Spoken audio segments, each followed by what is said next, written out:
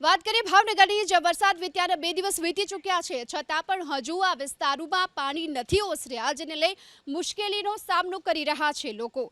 વરસાદે વિરામ લઈ લીધો, પરંતુ પાણી હજુ પણ ઓસર્યા નથી. દ્રશ્યો ભાવનગર શહેરના છે. ભાવનગરના ટોપ 3 સર્કલ વિસ્તારમાં હજુ પણ રસ્તા પર વરસાદી પાણી ભરાયેલા જોવા મળ્યા. રાહદારીઓ, વાહન ચાલકોને ભારે હાલાકી વેઠવી પડી રહી છે. શાળાએ જતા વિદ્યાર્થીઓને પણ ભારે મુશ્કેલીનો સામનો કરવો પડ્યો. વરસાદ રોકાયા અને 2 દિવસ વીતી ગયા, છતાં અહીંથી વરસાદી પાણીનો નિકાલ નથી થયો.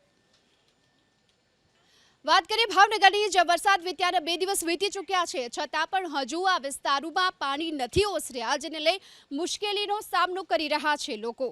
વરસાદે વિરામ લઈ લીધો, પરંતુ પાણી હજુ પણ ઓસર્યા નથી. દ્રશ્યો ભાવનગર શહેરના છે.